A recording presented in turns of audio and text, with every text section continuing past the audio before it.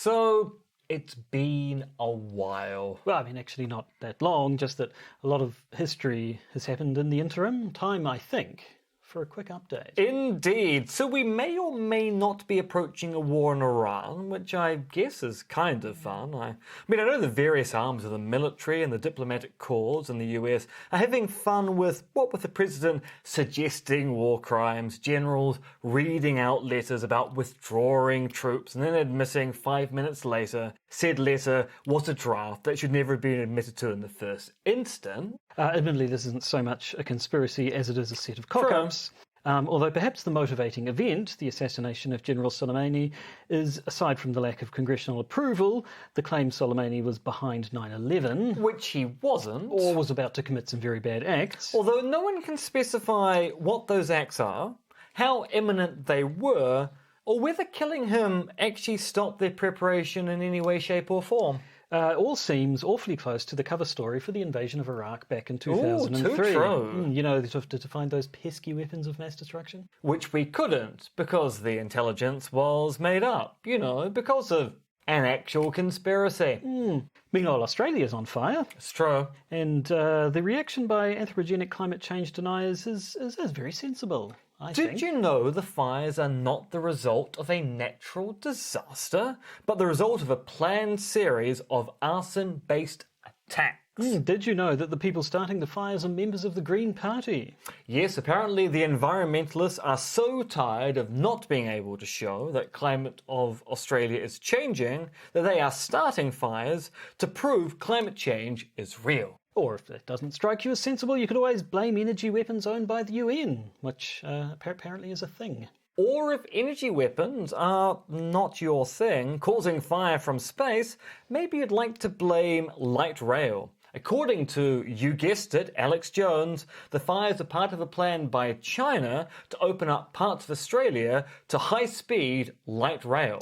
Dastardly. But here at the Podcaster's Guide to the Conspiracy, we know who is really at fault. It's none other than... Now, drumroll please, maestro. Very well. NH. Yes, NH, we've been tracking your part in the conspiracy, and the fires in Australia have given the game away. Now, we're not making light of the bushfires. Rather, we are squarely blaming the entire climate change shebang on NH, whose work in the conspiracy has led to, and Josh is going to quote the official record here, arming squids with lighters in order to melt the polar ice caps from beneath the surface. David Bellamy wrote that, so it must be true. Now, things get a little hazy connecting this to the bushfires, but we're sure that with the help of our patrons, who are all members of the conspiracy, I might add, we will get to the bottom of this. Insert joke about living in an octopus's garden under the sea. Insert laugh here. And with that punchline, let's get on with the show. Ha ha ha ha ha ha ha ha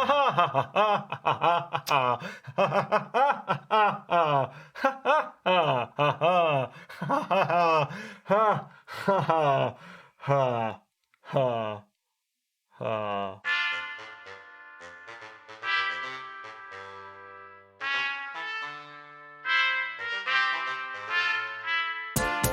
The Podcaster's Guide to the Conspiracy, brought to you today by Josh Addison and Dr. M. Denton. Hello, welcome back to the Podcaster's Guide to the Conspiracy. It's 2020. Is it really? How much more into the future can we possibly get? Well, according to the prophecies of Nostradamus, no further than this. Oh, it's a shame. Yeah, basically this is it. We are on the bleeding edge of the future, and we don't get any further than this, so basically it's all over and done with at a particular point in time. So give up hope. Give up hope. You heard it here first. Give up hope from the Podcaster's Guide to the Conspiracy. Yes, the Podcaster's Guide to the Conspiracy, of course, being me, Josh Addison, and from the looks of things, Admiral Holdo, a.k.a. Laura Dern from The Last Jedi. It's true. I'm about to perform the Holdo maneuver. You heard it here, folks. For our podcast listeners, Emma's wearing quite a delightful shade of lavender in the hair there. I think it's true, and also in the watch. Coordinated. You are It's nothing true. if not coordinated. Yes, that's right. You can coordinate my watch to certain colours of hair. Yes.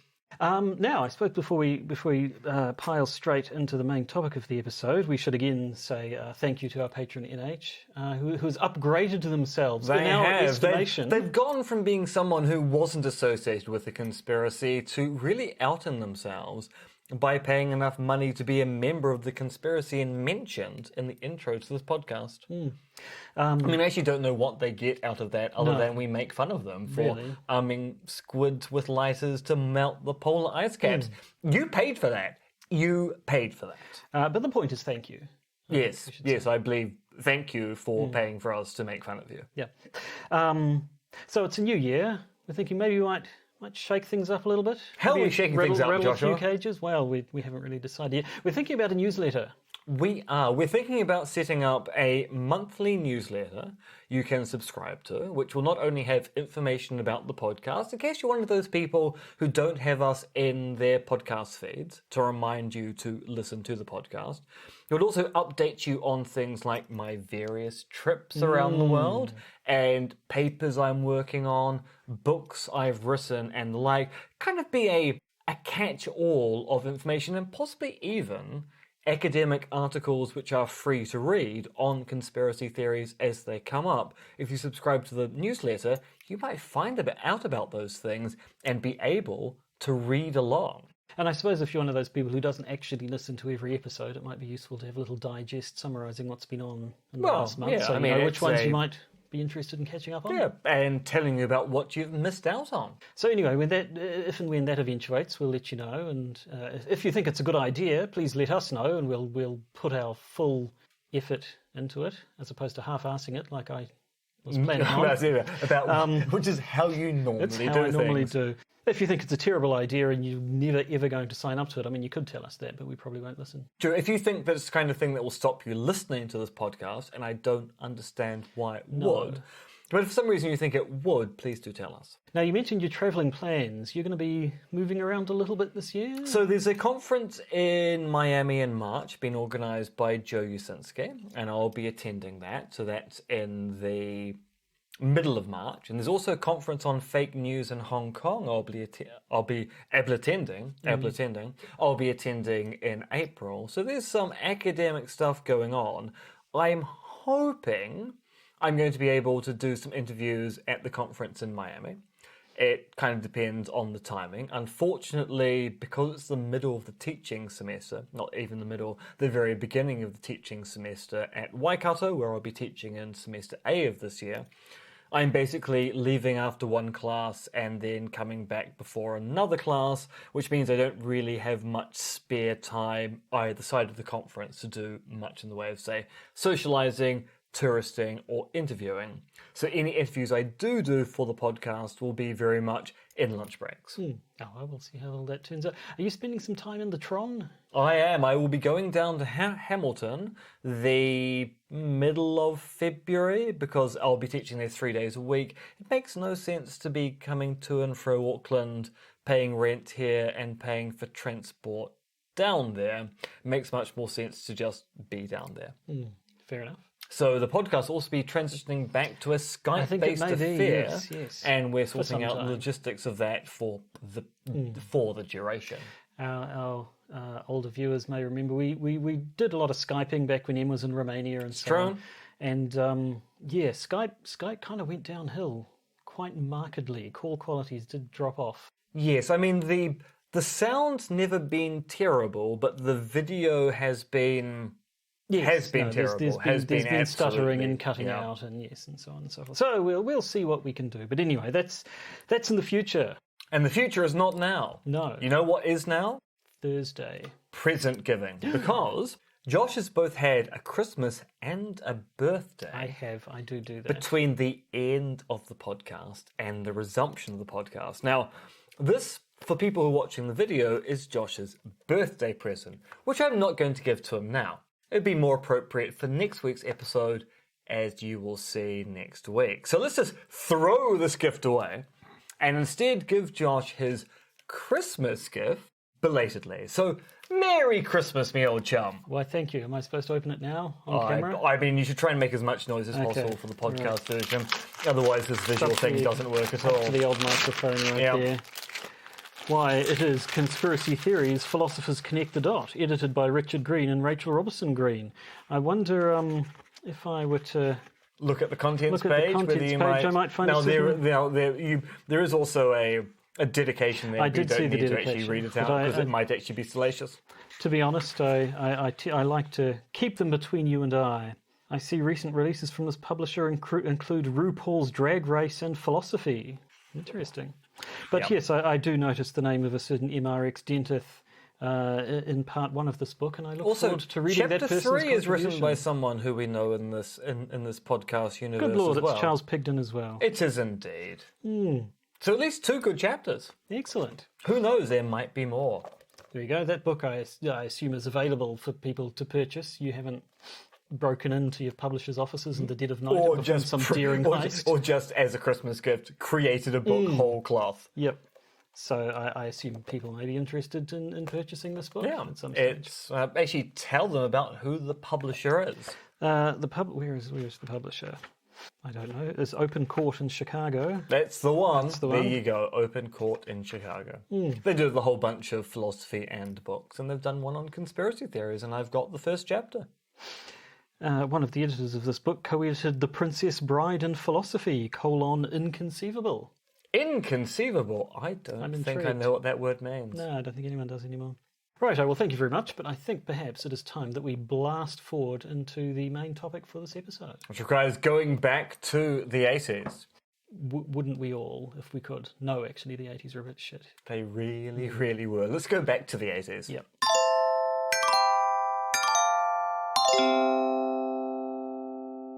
On the 26th of December 1980, a series of strange lights were reported by a security patrol near the east gate of RAF Woodbridge in the UK, which was at the time being used by the American Air Force.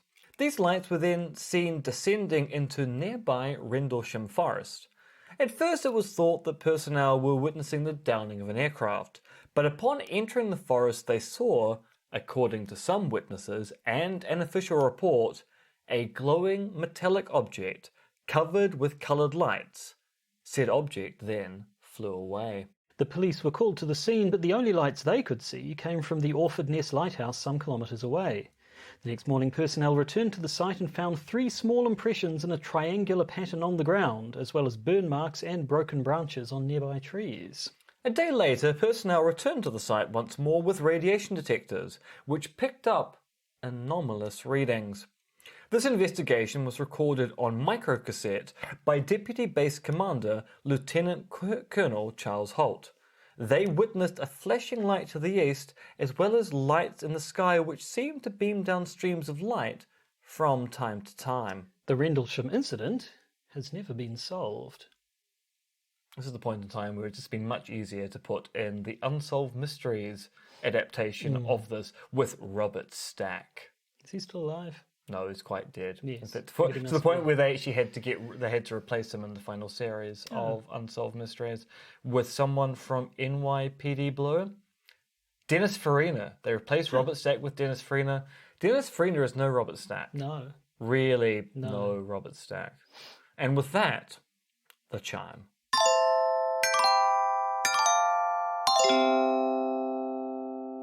So, the Rendlesham Incident, The actual known Rendlesham as Incident. Britain's Roswell. Yes, the similarities there are fairly striking. It's perhaps the most, well-known or Yeah. certainly most talked about UFO sighting in Britain. It happened close to a military base, much like Roswell area. Two Actually, military two bases. of them. Yep. RAF Woodbridge, which we mentioned in the intro, and also RAF Bentwaters, which basically is, you've got Rendlesham Forest in the south of England, and you've got a military base to the east of Rendlesham and a military base to the north, and the incident kind of occurs almost in between the two.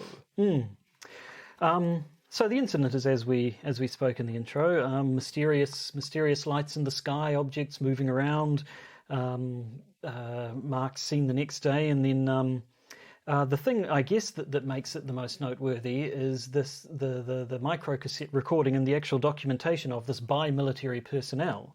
Yeah, so it's important to note that The Rendlesham Incident of a UFO, and we're using UFO here in its traditional sense of unidentified flying object. These days we call it a UAP, Unidentified Aerial Phenomena, was witnessed by both American Air Force personnel and also British Air Force personnel. So RAF Woodbridge and Bentwater were being used at the time by the American military, but they were being governed by the Brits because it was occurring on England, British soil. Yeah. So, as we say, possibly it's worth pointing out straight away, it was the 26th and 28th in the wee hours of the morning. I think it's about 3 a.m. in the morning, I think, on the 26th, and a similar time on the 28th is when these things happen.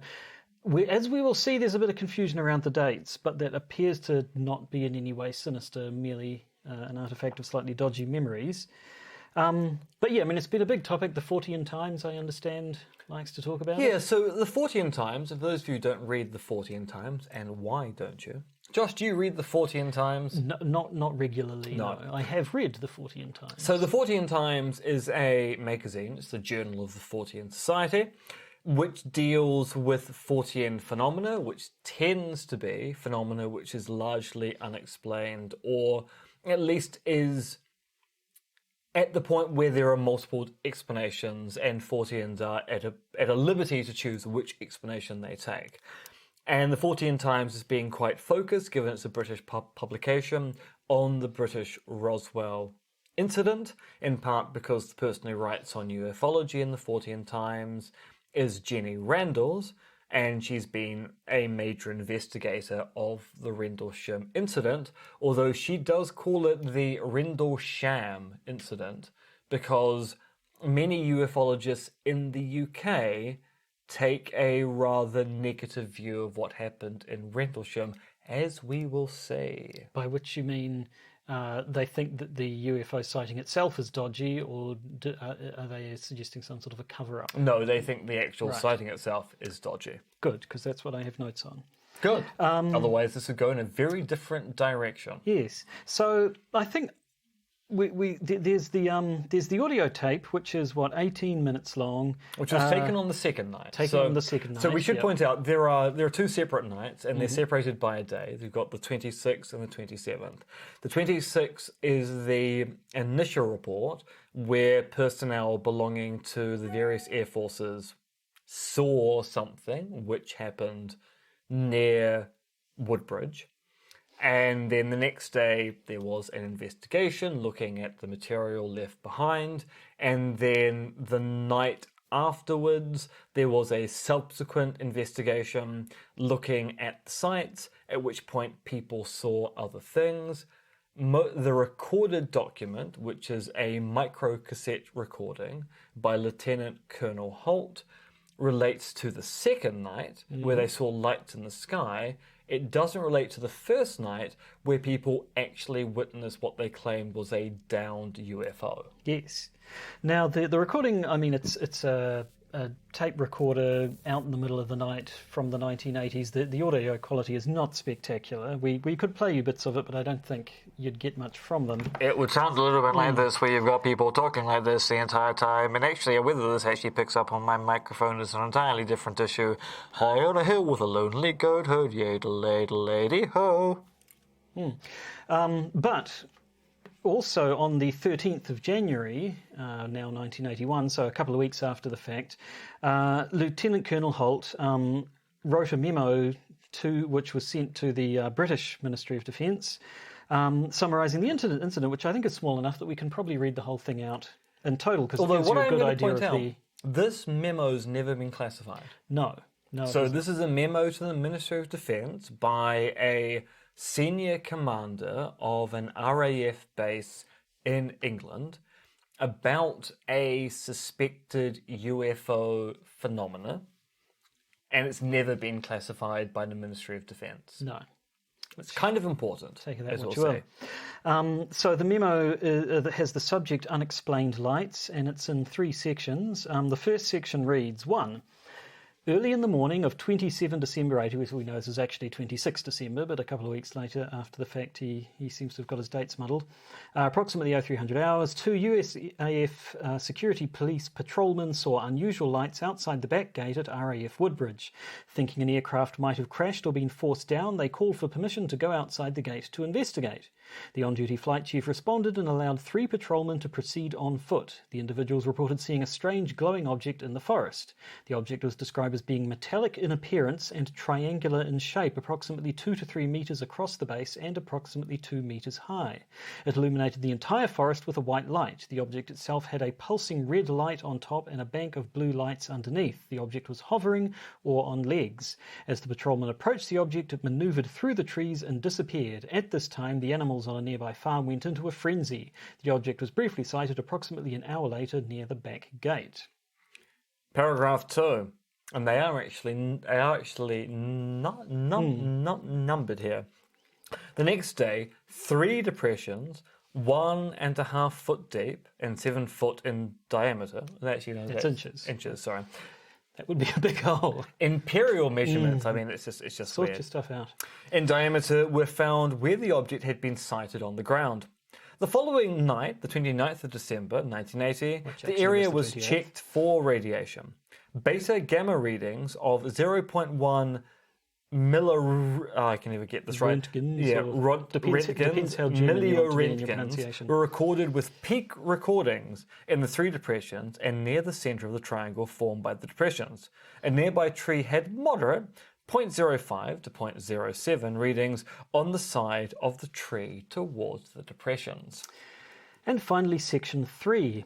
Later in the night, a red sun-like light was seen through the trees. It moved about and pulsed. At one point it appeared to throw off glowing particles and then broke into 5 separate white objects and then disappeared.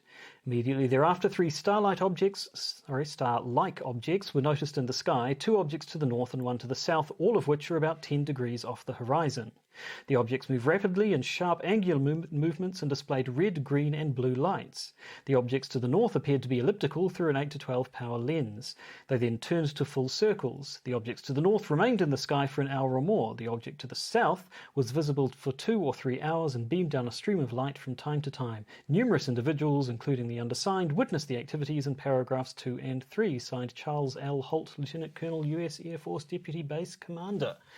So, I mean, that's an official report made by... It is, and unclassified. So, I mean, obviously, that raises a lot of eyebrows. You don't get to be deputy base commander if you're given to flights of fancy, one would have thought.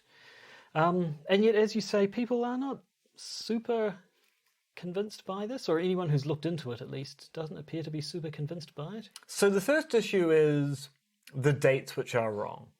Now, that might be because the memo is several weeks after the event in question. So you have a problem here where Holt is simply misremembering the days events actually occurred. And the thing is, we know from other contemporaneous reporting, which includes reports to the police and reports to the media, that something did happen around these dates, just that Holt has got the days out by exactly 1. So the anomalies here are Commander Holt not doing due diligence and checking his diary, although as we'll see later on in this conversation, this has a flow-on effect which actually leads to doubts about other aspects of the story. It does. Now, I mean, Holt is kind of speaking for everyone involved when he writes this memo, but when you look at the actual accounts from other witnesses, they're not all identical. The nature of the lights, the colours of the lights, exactly what was seen and where and so on, do differ. Holt himself, as the years have gone by, it seems has become more vocal about this. He believes he saw an extraterrestrial event, and he believes that it has been covered up. Apparently, in 2010. He signed a registered or notarized or whatever it is affidavit saying as much. And I believe when we get into it, who was the other one? Staff Sergeant Jim Peniston also. Oh, yes, we've got a lot to say about him. Has been very vocal about things. So, I mean, the one account that everybody looks at is not universally agreed upon, which I think is the first thing we need to say. Importantly, the accounts made by the service personnel in the days after the incident are remarkably different by the reports made to them several years after the incident. So the initial incident is we saw something unusual. Several years later, the stories are a lot more verbose, including the touching of objects that no one reported even seeing in the first instance.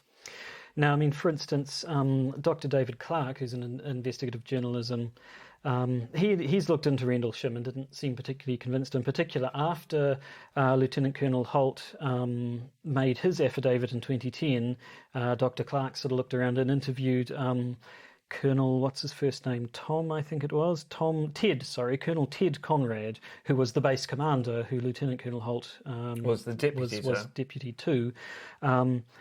He said, we saw nothing that resembled Lieutenant Colonel Holt's descriptions either in the sky or on the ground. Now, again, this is 2010. This is 30 years after the fact. But, yeah, there do seem to be some differences about what actually... the specifics of what actually happened. But, I mean, there are some things I think everybody seems to be consistent about. People saw lights in the sky. People saw marks on the ground. People saw marks on the trees. What can we say about that? Well, let's talk about what the police thought about it when they investigated it the next day.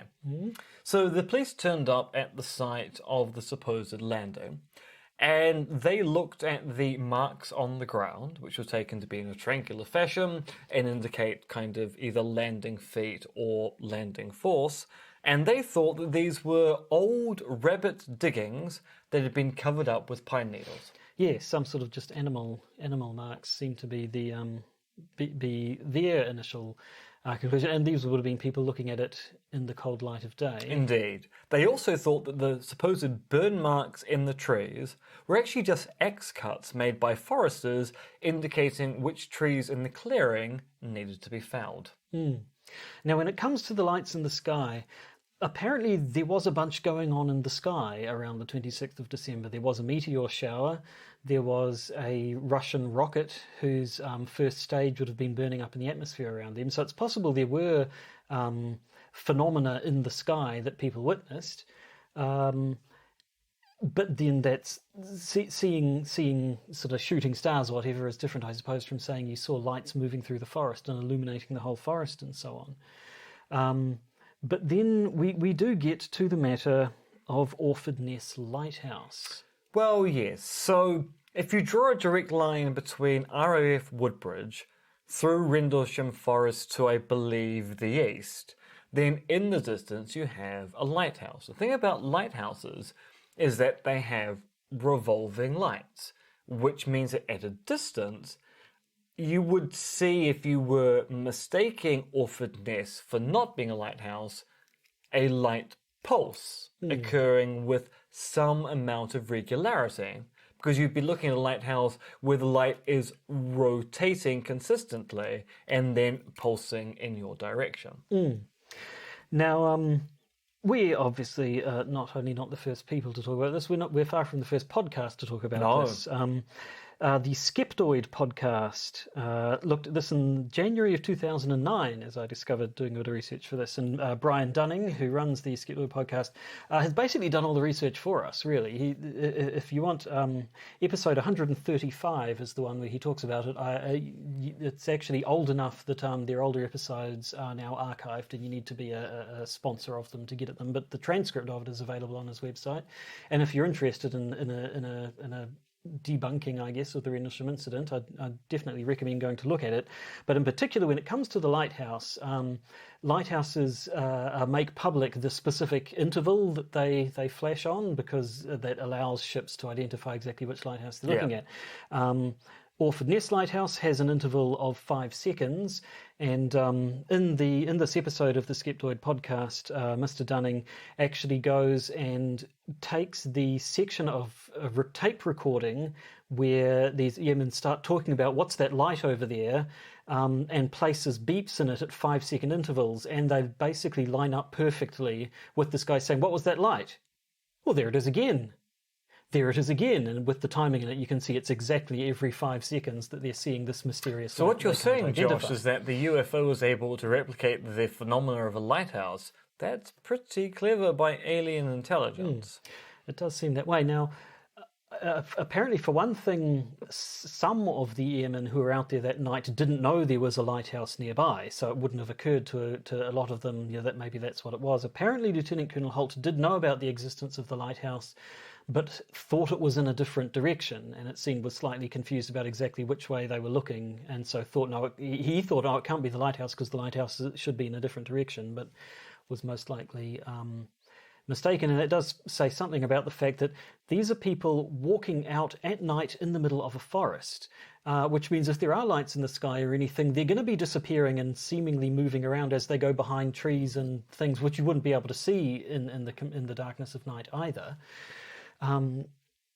Which I think has been the explanation in some other cases of UFO sightings. There's the famous one, the couple from whom the first recovered memory alien abduction experience. The Hills. The Hills, yes. Yeah. I've heard an explanation of their experiences, having seen this light that was supposedly moving all over the sky has been written down to actually no, there is a light over there. It's completely stationary, but as you're winding through roads, going up and down hills and around forests, it would look like it was actually moving around. It's and entirely tracking possible at night. It's entirely possible to sort of lose your bearings and think that this thing which is standing still has actually moved to a different direction. So I suspect there could well be a bit of that going on as well. Now, there's another issue here, which is if there really was an incident occurring there, you would expect the British Secret Services to do something about it. And this actually did lead to a debate in Parliament. So Admiral Lord Hill Norton, who is the former chief of the UK Defence Staff, argued in Parliament that an incident like Rendlesham at a nuclear weapons base, which Woodbridge was necessarily of national security interest. And in reply, Baroness Simmons of Vernon Dean gave the reply that Special Branch officers may have been aware of the incident, but would not have shown any interest unless there was evidence of a potential threat to national security. No such interest appears to have been shown. So the Baroness is going, if there really was an unexplained incident going on in Rendlesham, we would have investigated it. Yes, they're not likely to sit on their thumbs when wacky things are going along near a military base. Admiral Hill Norton sort of commented either large numbers of people were hallucinating, and for an American Air Force nuclear base that's extremely dangerous, or what they say happened did happen, and in either of those circumstances there can be only one answer, and that is that it was of extreme defence interest. But I don't think that's is the only answer. It could be that people did see things, but as we're seeing, and then upon investigation, people went, actually, you were kind of mistaken about what you saw, so let's not embarrass ourselves by talking about this any further. Now, there was a large MOD file made on the Rendlesham incident, of which parts continue to be secret or private. And this has led to people going, oh, well, that is evidence of a cover-up of some kind. The government knew exactly what's going on there. The only problem is, given the Rendlesham incident was such major news at the time, there would be a large file, because that file will include every single news clipping about the incident, which has to be put into storage. So it might be the case the file is large because of a cover-up. It's also quite possible the file is large because it was of national interest and thus generated a large amount of information.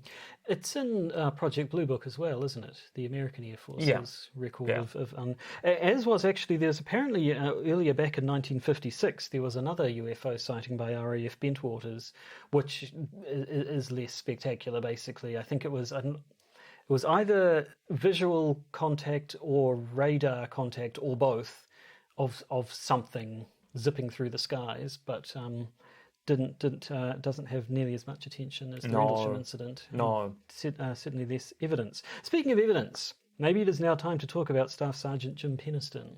Indeed. So one of the investigators of Rendlesham, James Eastham, actually managed to get the original witness statements that were made by Colonel Holt, by the personnel who witnessed the event on the 26th. And the most interesting bit of witness statement here belongs that to Sergeant. Close enough. Sounds like a Staff fish. Sergeant Jim Peniston of the 81st Security Police Squadron. Now, his statement is the only one amongst the 4 people who made statements that positively identifies a mechanical object as the source of the lights. Now, he claims that at the time that they entered the clearing where the lights were present, he got within 50 meters of the object and saw it was definitely mechanical in nature, and that he was able to circle, touch, and make notes of the object for 45 minutes, despite the fact that other witnesses say as soon as they entered the clearing, the object flew away, and claims that he was able to write down those notes and what he thought about them in a notebook at the time. Yes, now I think seems even more so than Lieutenant Colonel Holt. Staff Sergeant Peniston's accounts of the event have become more elaborate as the years have gone by. Indeed. In particular, this notebook of his observations that he apparently showed in a television interview. He had this notebook full of notes and sketches that he apparently made of the object at the time.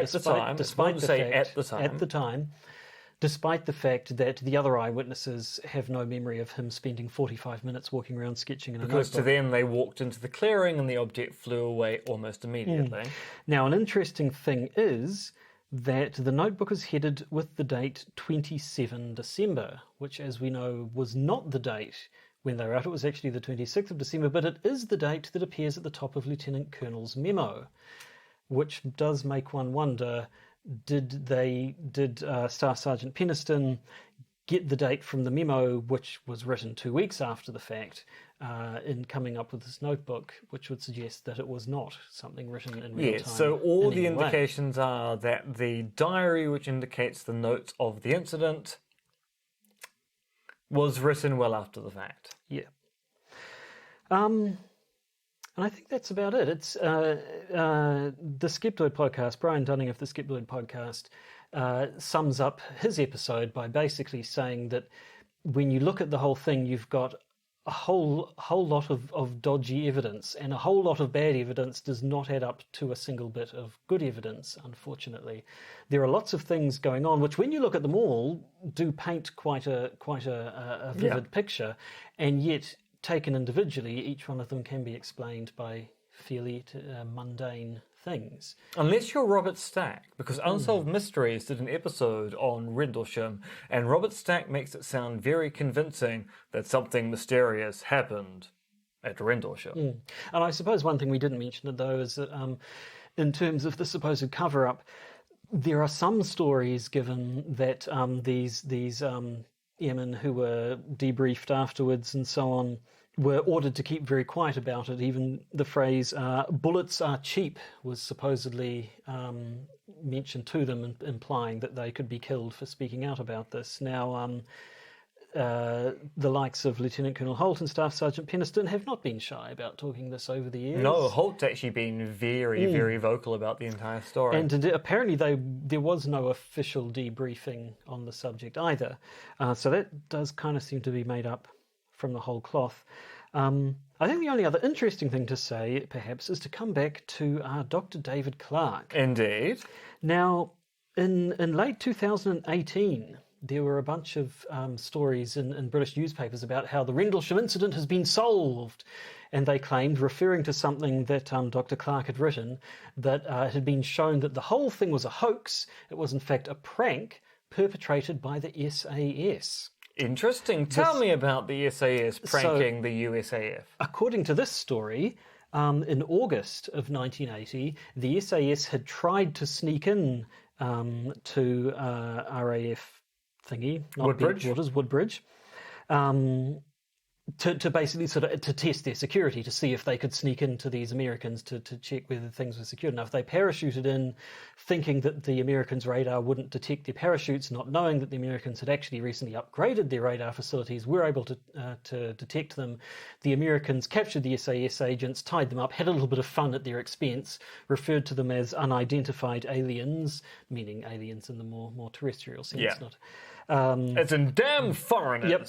And let them go, feeling somewhat sorry for themselves. And so the idea was that to then get back at them for the way they were treated, the SAS rigged up a whole bunch of flashing lights and silver balloons and remote-controlled stuff to give those Yankees a bit of a scare.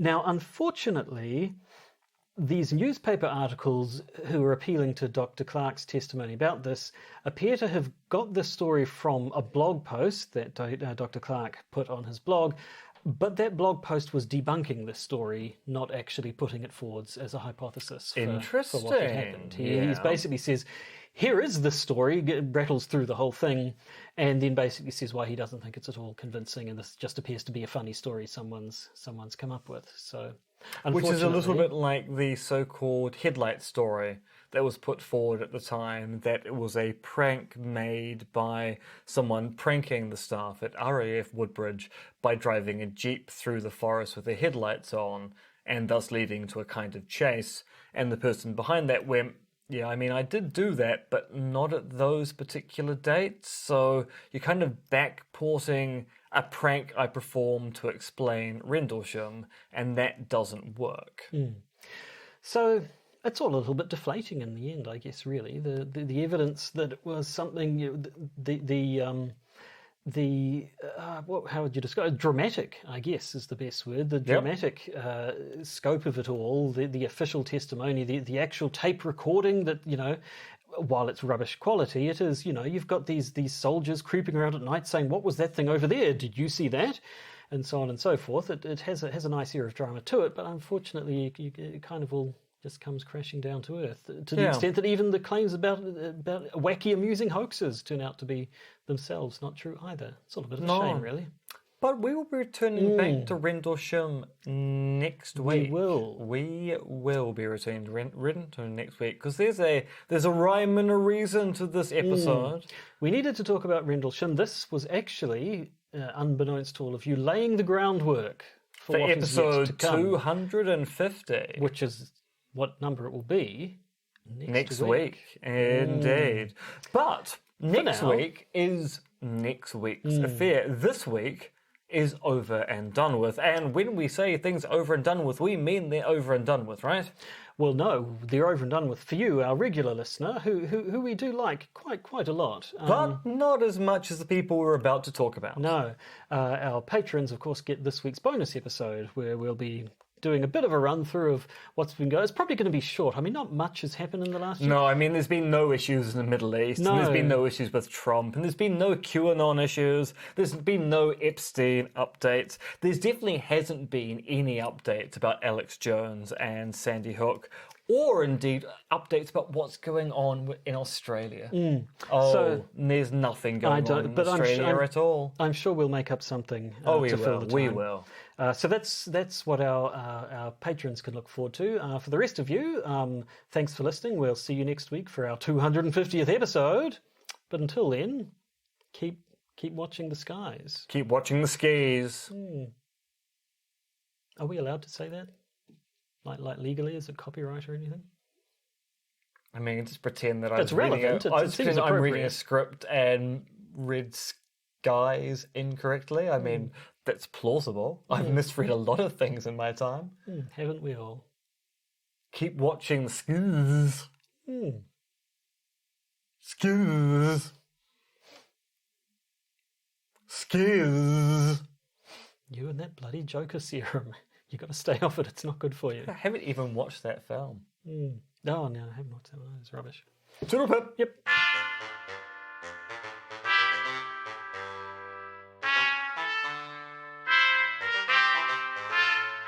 You've been listening to the Podcaster's Guide to the Conspiracy, starring Josh Addison and Dr. M.R. Extended, which is written, researched, recorded, and produced by Josh and M. You can support the podcast by becoming a patron via its Podbean or Patreon campaigns.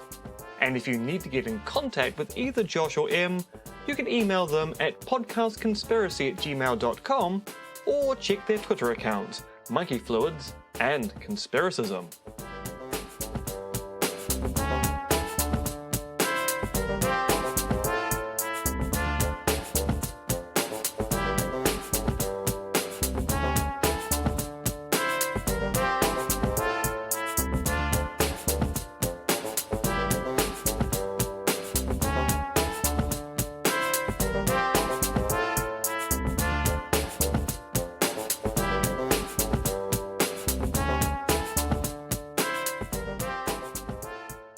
And remember, the truth is out there, but not quite where you think you left it. Ha ha ha! Ha ha ha! Ha ha ha! No more hanging around with the Joker for you, I say.